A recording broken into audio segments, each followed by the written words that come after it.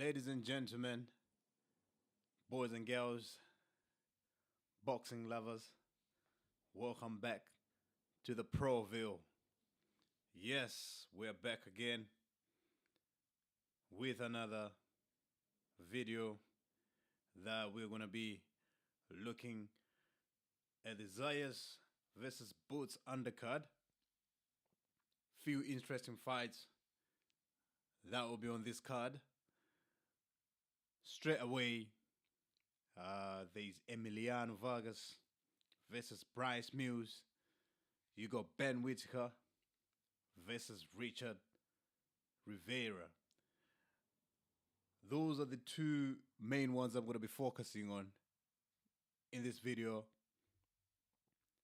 Of course, I know there's Jai Tucker versus Yuri Sedano. Is it how you say? Is it how you say? I probably butchered his name, but apologies if I did. Yeah, I don't know the name, but yeah, that's what it sounds like to me. But like I said on this video specifically, we're going to be focusing more on the two main fighters that I really want to, look at. Mainly Emiliano Vargas and Ben Whittaker. So we'll start with Emiliano Vargas, who is obviously 17-0 with 14 KOs. Obviously the son of Fernando Vargas. To be fair, he's probably my favorite fighter out of the brothers. Out of the three brothers, I think he's probably my favorite one. And he's obviously fighting Bryce Mills. Bryce Mills is 22 fights in, 1 defeat, and obviously 9 KOs. So with Emiliano Vargas, I've watched his last 2 fights. So the first one, which was against Jonathan Montreux. And in that fight, straight away he came out. Body work from the beginning, That's one thing I like about Emiliano Vargas. Straight away, body work. Got a KO, a knockdown early. And that was really from the body work he was doing. Obviously, Montreux tried to, a clever fox, tried to say, I'm getting hit at the back of my head. But it was the bodywork that was getting to him. In this fight, obviously we've seen straight away that Emiliano Vargas, for me, was fighting on the front foot. Straight away. And he looked fluid doing it. He was doing different angles in there which were quite impressive. Obviously, orthodox fighter, but there's a way that he was switching his feet, like one moment he would look like he's when he's like right in front of Montreux, he would switch, to create these angles. So when he tried to go that way, he was doing some good footwork in that fight. He was throwing a sneaky uppercuts, I should say, in that fight. Especially the left one. There is a way that he was throwing it in there. And if he times that uppercut properly, that's going to be a problem. A very good punch to throw, especially for someone who comes forward and, he's right in the face. Sneaky uppercut. I was impressed with that. But in that fight, honestly speaking, he was... I think Montreux, after he felt the power early on, he wasn't really taking chances. So he was, he'll have a little best here and there, but he'll go back to the back foot, more use his feet, high guard up, defend, that he was more like defensive minded more than offensive minded. He did have a nice little run towards the end of the towards the towards the back end of the fight. There's like, was it round 8 or something? He was really coming forward as well, putting Vargas on the back foot. But nothing really, little outbears here and there, but nothing really to bother Vargas to that level. I think it was a good experience fight for Vargas, going all those rounds. You do need that. It's a good learning curve. I think he was pacing himself as well. I think, was it the first time or he's gone 10 rounds? Might be mistaken, but, these are the type of learning curves that you need. When you get those rounds in with an opponent, obviously, it was tough as nails. But I generally think he could have really stepped it on the gas a little bit. I think his corner was really was telling him as well, go for it, go for it. But obviously towards the back end, they were like, you know what, it's not so bad. We got the rounds, got the experience. He picked up a lot of stuff in there, which we saw obviously when he fought Quintana in his last fight. Early on, you could tell he was pacing himself a bit more. He was on his back foot early on. That's Vargas, using his boxing skills a bit more. In that fight, he got tested. Quintana gave him some business, a bit more than what Montreal did. Quintana threw some good punches that we seen Vargas get hit right on the chin with some good punches. So he did good in that fight. He did good. That's Vargas. He was picking his moments. I think which he learned from his fight with Montreal. A lot of these young fighters, inexperienced in the pro game, they always like to go for the knockout, but that Montreal fight was very key because in this fight you can see a bit more maturity in the way that he was dealing with things in that fight. Picking his moments, when to go forward and when to be on the back foot. But early on, straight away, first thing you notice, he's more on his back foot and slowly, start imposing himself as the fight went on and landing some good punches again. Obviously the fight got stopped on when Quintana was on the stool, which he was fuming about. He was ready to flip the tables. But overall, good fight. Very good fight. Quintana gave him some business. he did a lot of good stuff in that fight, which tested Vargas. And again, 9 rounds experience. You're not always gonna be knocking out every man, and so that was important for Vargas. He's learning a lot of stuff in there. One thing I like about Vargas is the body work. From round 1, he's giving you the body work, which is gonna be a key factor in his next fight. Because one thing we know about Bryce Mills is he comes to fight. This guy comes forward. But there's a lot of questions or question marks that we have about Bryce Mills, I'm not sure he's got a great engine. Most of the fights that I've seen of him, it's very hard to get footage of this guy, but most of the fights that I've seen has been 6 rounds, and he really comes in early and he tries to push you to the ropes, not physically not physically push you with his arms, but with footwork and these punches, especially that big left hook. I don't know where it comes from, that big left hook, bang, and pushes you backwards.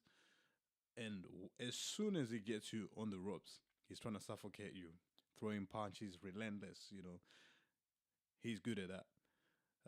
But Vargas likes to go to the body, and Vargas, like I said, in his first fight against Montreal, he can fight on the front foot, but in his second fight against Quintana, he could also do it from the back foot. He was boxing and moving, which was good to see. But naturally, I think naturally Vargas is actually a come forward fight. But the development I'm seeing from all angles is impressive, which is why he's my favorite out of all the brothers. But in this fight with Bryce Mills, this is what makes it interesting, because Vargas can fight at the front foot. Mills can fight on the front foot.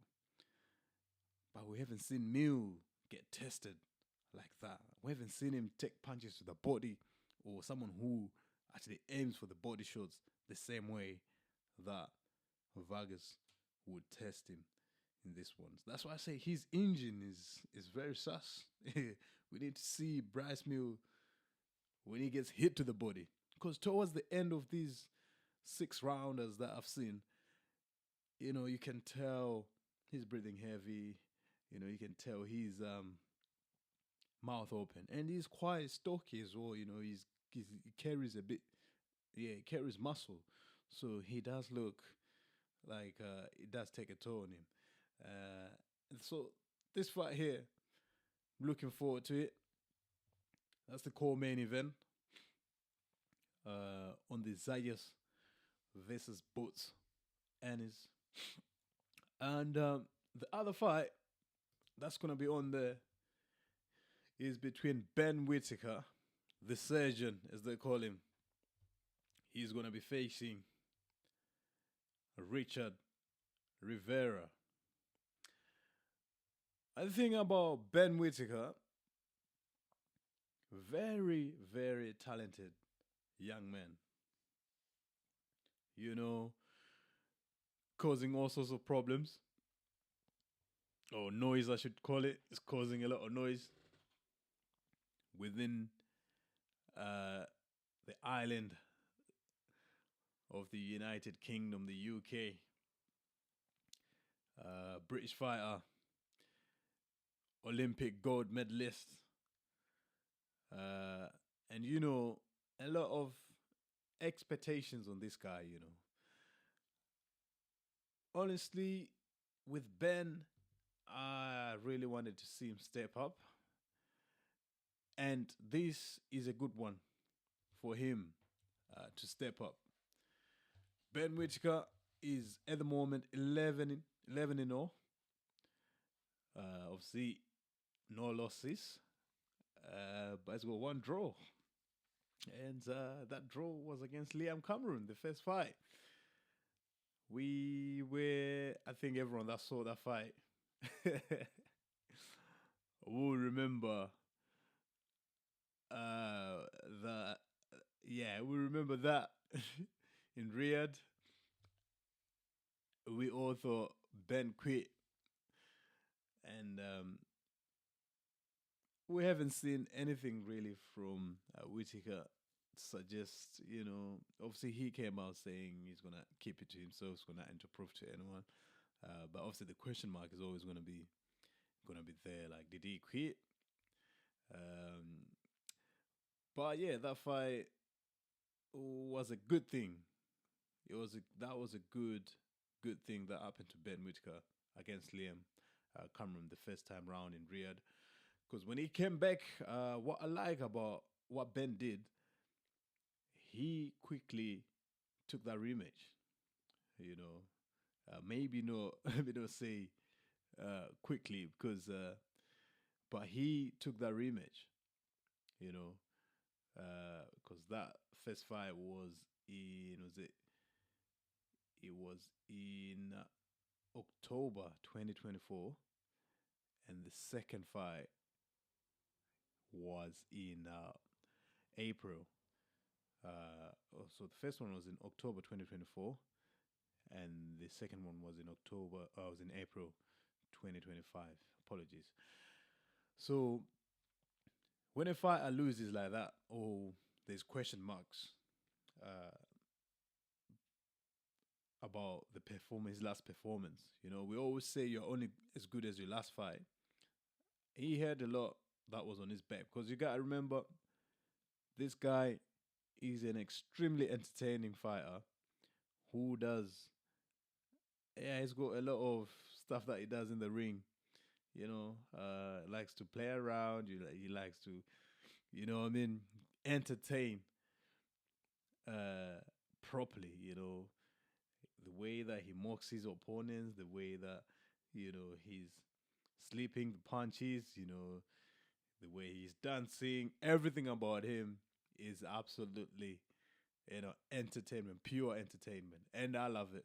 I know a lot of people don't like it, but we love it. Some people don't like it, and some people do like it. And in the UK, a lot of people might not actually, because of the way that the culture is, some people do not like it. It come across as cocky, as disrespectful. So some people don't like it, so they can't wait to see you lose or get KO'd. And unfortunately, Ben Whittaker is one of those people in those categories where you're either gonna love it or you're not gonna love it. And I love what he does in the ring, pure entertainment. This is what boxing is all about. You know, different characters, different personalities, which makes it fascinating, makes it all fun. And he's one of those guys. So when you're that type of person, like I said, people cannot wait to see you get knocked out. Some people cannot wait to see you get knocked out or lose. And in this fight, I can't blame anyone for thinking he quit. I can't obviously blame anyone for, thinking he's not the real deal. But what he did, again, come back straight away. He's like, yep, let's do the rematch. And he KO'd Liam, TKO victory over Liam Cameron. Howard Foster, came in to stop the fight. Definitely took some good punches. Could they have carried on? Who knows? But one thing we know for sure is Liam was losing the fight, and Liam was hurt in the fight. And obviously, again, this is another one where Liam was not happy with the stoppage. I've actually been to two of Ben Whittaker's fights. The last one was I went to the one in Birmingham. Yeah, when he fought Gavazi, Benjamin versus Benjamin. So yeah, the Gavazi one again. After what he did to Liam Cameron, you would expect Ben Whittaker to, step it up a level and fight. In my opinion, I think after the Liam Cameron fight, I would have loved to see him in there with someone like Aziz, or maybe Craig Richards. Well experienced fighters. Maybe Richards would have been a banana skin, but these are the type of fights you would want to see this guy because he's an exceptional talent, The reason why I say this is because Ben Whittaker, right now, he's 29 years old. If he was 23, I probably would have said, okay, cool, the steady, nice, smooth, the Frank Warren way of, molding a fighter and, guiding a fighter. That way would have been perfect. But because this guy is very skillful and he's 29, I know they say fighters now, athletes now anyway, they go on for long. I look at Cristiano Ronaldo, I look at LeBron James. In boxing, look at Usyk, is slowing down now. But these guys are, in their late 30s and, they're still performing. But yeah, this guy, I think he needs to take time and maybe for me, I might be too harsh or maybe because I rate Ben Whittaker, I think he's capable of dealing with these guys. And after what happened with him, with Liam Cameron in the first fight, like I said, it was a good thing because it made him, wake up, change his trainer, training with Andy Lee now in Ireland. And since he's joined Andy Lee, there's less of these, mess around, play around in the ring, type of things. And to be fair, Liam Cameron needs to be credited for that because he might have done something to stop this guy from, messing around and doing all that. It's still there, but we don't see it as much. And he seems a bit more serious, and he's training out there in Ireland, taking his training camp serious, So it was a good thing for him. Obviously, the last fight, before his last fight with Suarez, the fight I saw him on with Gavazi, straight KO in the first round. Like I said, if you saw the record of Benjamin Gavazi as a casual fan of boxing, you would think, okay, this guy's unbeaten. He's tall, he seems like, he's got a bit about him. He's definitely coming to fight, but, when Ben was in front of him, there was levels apart. And his last fight against Suarez, again, they were saying Suarez this, Suarez that. Suarez, yet again, got blasted out there. We just show the level that Ben is. So this fight here with Richard Rivera, it seems like a good one because you got to remember Rivera has lost to people like Badu Jack. He's been in there with like Badu Jack, and that loss was a split decision loss as well. Took it all the way with Badu Jack. Badu Jack the Ripper, well experienced veteran. At this weight, and they come up from super middleweight. Badu Jack. So this fight is, like going back to Badu Jack, sorry, who remembers those crazy fights with what's his name, the guy that fought George Groves and lost, James DeGale. When he knocked James DeGale's teeth out, he remembers those fights, the good old days, But yeah,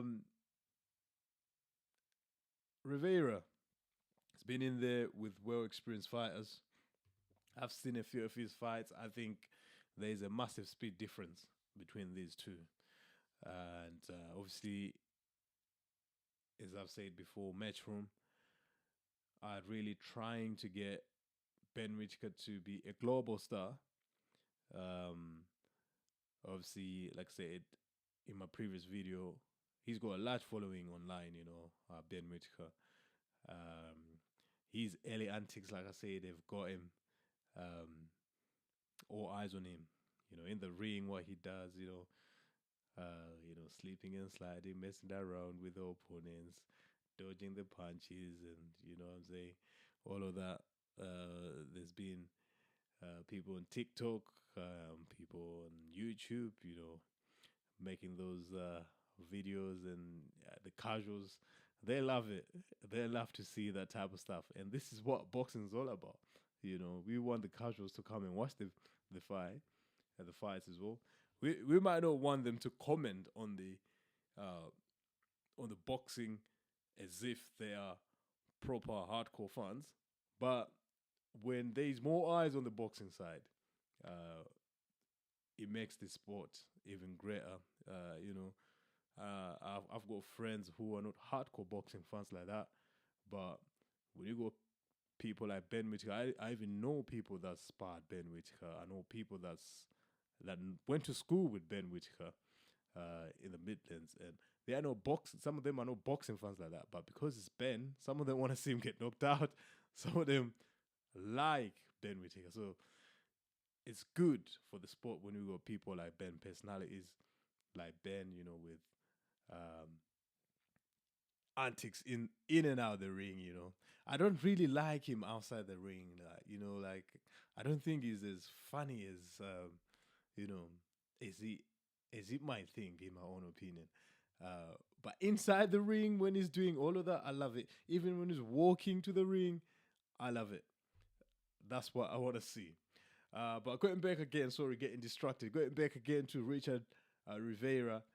This guy, good experience, He's actually 27 lost twice. Again, one of them was a split decision loss to Badujek. And he's got 20 KOs. He's got more knockouts than Ben Azet fights. 20 KOs, Ben Azet 11 fights. But I'm not really worried about that.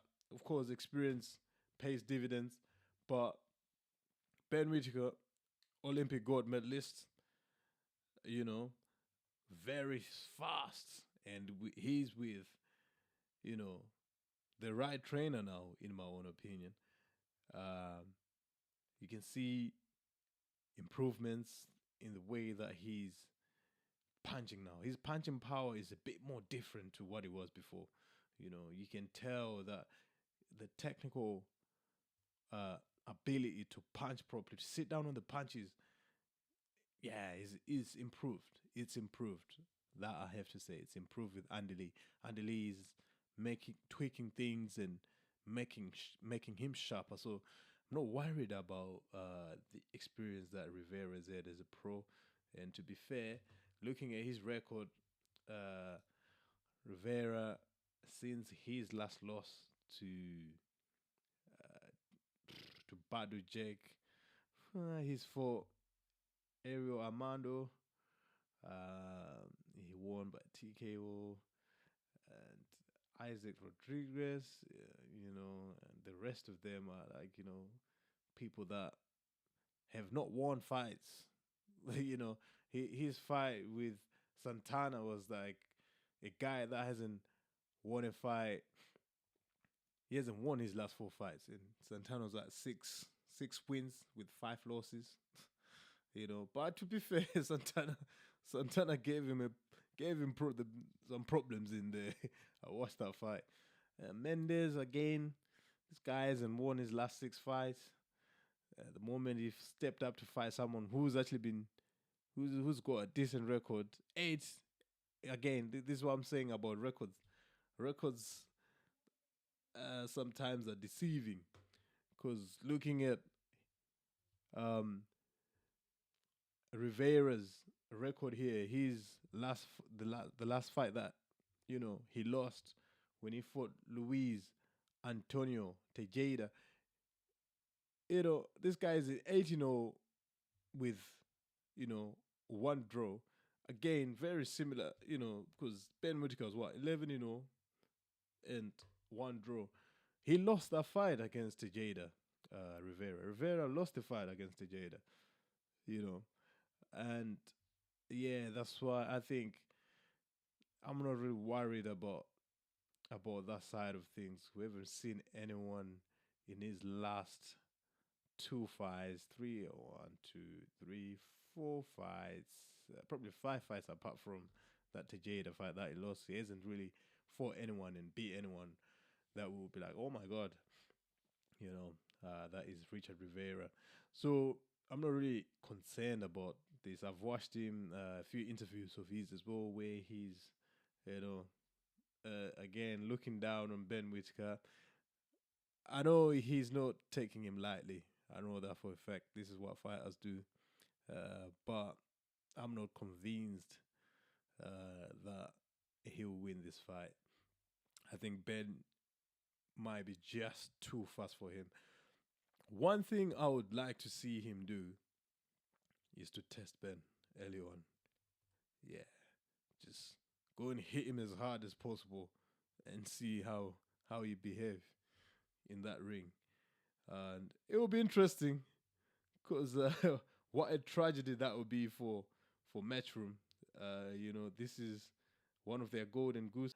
But yeah, Ben Whittaker is that guy that's helping Matchroom right now, especially after the loss, after what Zuffa did in taking Conor Ben.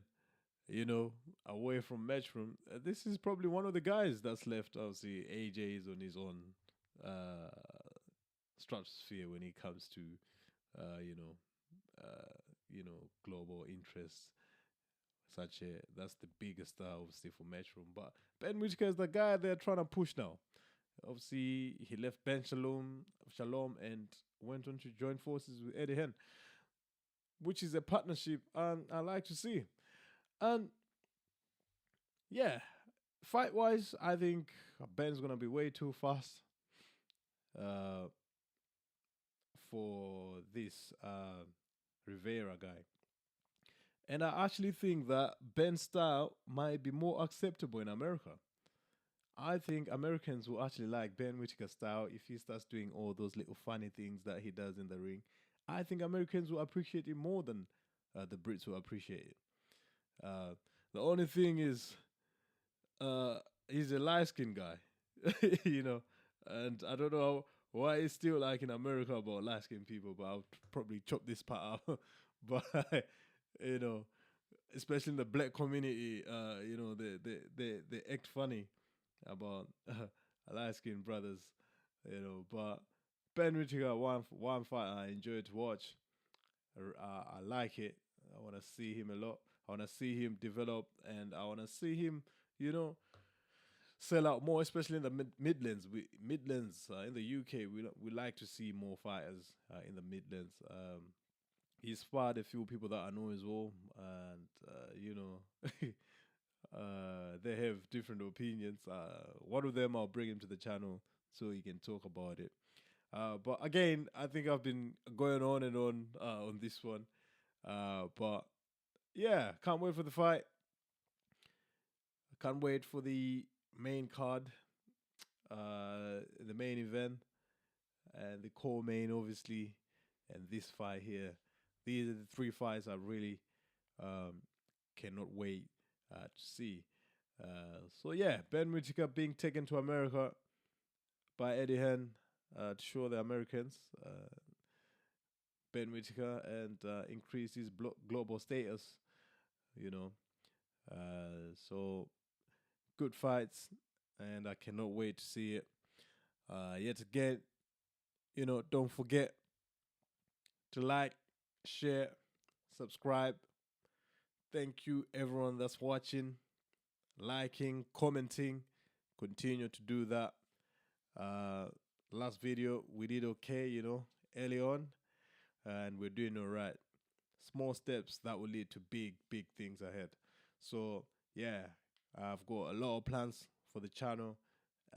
Some stuff that I would like to introduce to interact with a lot of people, including you guys. You know what I mean? That's the main. Got loads of plans, but let's continue to build. Don't forget again, like, subscribe, share, comment, man. Let me know what you think as well in the comment section. Let us know. Let me know what are your thoughts about the undercard and the main card. You know, tell me what your thoughts are. And ladies and gentlemen, I will catch you on the next one. Peace.